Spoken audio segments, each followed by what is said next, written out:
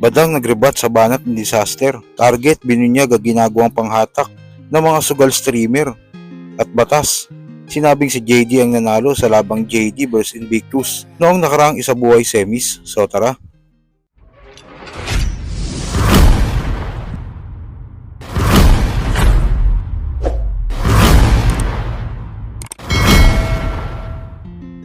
Sa labang SAC vs Disaster, sa round 2 nga ni Disaster ay nagtagalog ito. At meron pa siyang moment na tinitira niya si Badang dahil pinagtanggol umano ni Dis ang anak ni Glock 9 at LGBT community. Dahil nga sa nagdaang araw naging issue ang sinabi ni Badang sa anak ni Glock 9 na gay. Kaya naging dahilan yun para mabuo ni Dis ang round 2 niya at ipakol yun kay Badang. Sumagot naman dito si Badang. Wala kang alam, papauwiin na balibalakang ang dapat gawin sa paking ka na lang. Pareho kayo ng bangka ni Badang!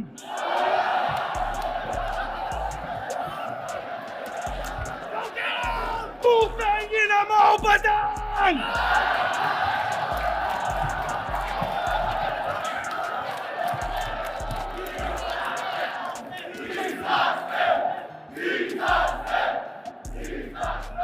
Listen here, Badang!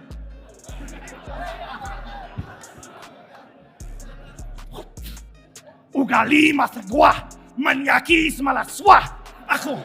Ako ang karma mong bibigla habang di ka handa para to sa anak ni Glock. Sa lahat ng beki sa bansa. Putang ina mo, Badang, ikaw ang tunay na bakla!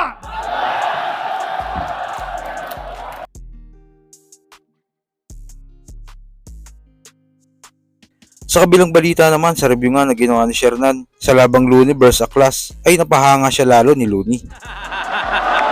Oras na para pabalikin ka kung sa ka man ang galing na lungga kasi mukhang sinapian ka na naman ng 666 na sumpa. 666. Ako ang pupurga sa mga bulating tulad mo dito sa liga na parang Combantrin. Yung estilo mong unorthodox, hindi lang pambobo, pang-abnormal din. Dahil pagdating sa tulang, hindi pagtugma ang pinakamalala na mortal sin. Alam ko yan dahil kaya kong tawirin ang underground at mainstream na parang langit at lupa. Ako si Constantine. Tangin na, lakas nun. Ayan na, bebendisyon na. Kampo ng lagim! Lumayas ka sa katawan ng adik na to ngayon din! Tangina, grabe no, entertaining, bars, tangina, Looney. Hari ng tugma talaga po, kinangina. Omnis halitosis, malaechas, tirgas, mechas, Tangina, grabe. Grabe yung talino ni Looney dito nung ginawa niya yun. Tsaka yung facial expression niya, isa sa mahalaga talaga at isa sa nakaka-entertain panoorin. At damang-damay mo parang pinapakita mo talaga na puta, ito ka. Sa kabilang balita pa, naglipatan na nga ng sugal ang mga streamer noon ng ML. Ilan nga dyan sina Chooks, Bulldog at Logie. Iba-iba sila ng paraan para makahatak ng mga maglalaro sa mga link nila. Dahil mas maraming player silang makuha, mas malaki ang kita nila. Sa video nga na in-upload ni Target, dito ay pinakita niya ang isa sa mga trick ng mga streamer, panghatak sa mga taong maglalaro sa kanila. Saan ba pera mo dyan? 38 million lang. Ilang mo, laki na 38 million. 39 million. Saan mo naman idodonate yan? Dodonate na sa mga mahihirap. Sige. Ano, patay, putang Yan na. Free game. Free game na. Panayamba lang Patay, Yan ubus na. na. Nanggaling yan sa 48 ha. 48. 48 yan, 48 million. Ngayon 38 na lang. 300,000? Oo, puta kailangan mag-free game. Pwede na rin para tayo magtayo ng pangil sa pangil, pre. Ang laki ng kapital mo, 36 million. Ano, ubusin na natin to dito, putang. Pambayaran natin mga artist, no? Oo, 5 million. Wala na. Hindi, Nasaan pa kaya natin ito yan? Ano kung 38 million, hindi paglabanan natin si Eminem tapos si Dr. Dre, no? Pero kaya, maglalaban kaya yun? Mag-tropa yun baka yun mag-usap lang Hindi nga, Kaya 450 na tayo natin. 450,000? Oo. Grabe ka naman. Puta, ayaw mag-free game. Dinaig mo pa yung mga nagla-livestream. Oo.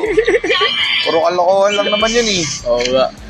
Loko lang ngayon nun. Demo yun. Ayan demo yan Oh, 5 million tinama. Oh.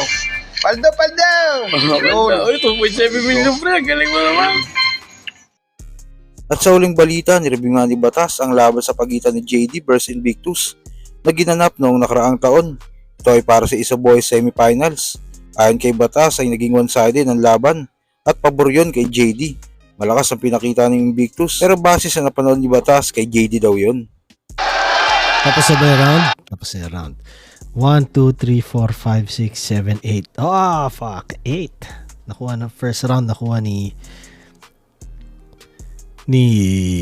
JD ayon sa mga nilista ko. Pero props kay Invictus, solid yung round niya. Parehas na solid na round. Man, nakuha ni JD yung round na yun para sa akin. 4 points bigay kay Invictus. Parang mabagal yung simula niya. Hindi, siguro sobrang lakas nung second round ni JD. Nahirapan siyang makuha kagad yung makontrol yung tempo. Kumbaga ewan ko, pero ganun yung pakiramdam sa akin. Didikit na sa gapo yun, yung bataan, didikit na sa gapo. Nagustuhan ko yung line na yun, yung kakasindi, tungkol sa parang idea sa utak, sa isip, gano'n. Si Pat tsaka JD shot. Yun, solid yung syempre yung rap ability ni Invictus, yung flow, solid yun. Points din talaga yun. Pero para sa akin, nakuha pa rin ni JD yung third round, yo. Oh, fuck. Eto, 1, 2, 3, 4, 5, 6, 7, 8, 9, 10, 11, 12, 13, 14. Third round ni Invictus, 1, 2, 3, 4, 5, 6, 7. So, para sa akin, nakuha ni JD all 3 rounds. Parang pinakamalakas na round ni Invictus para sa akin yung first round. Eto, breakdown natin yung third round nila parehas. Yung nandito yung para sa lalamunan mo na line ni JD. Tas sasayad ka sa lupa. Sa baliw din ang galing. Di ako nakabatak nun. Kesa kay Marcos. Yan. Solid. Alam mo, eto pinaka-trip ko na battle ni JD. Sa lahat na napanood ko sa kanya, sa lahat na naaalala ko sa kanya. Solid per round. So kayo ba, ano masasabi nyo sa desisyon ni Batas? Sang-ayon ba kayo sa naging desisyon niya? O tama lang ni si Invictus ang nanalo? Kung ano man sa loobin mo, comment mo lang sa baba na mapag-usapan natin yan. So yun lang, God bless.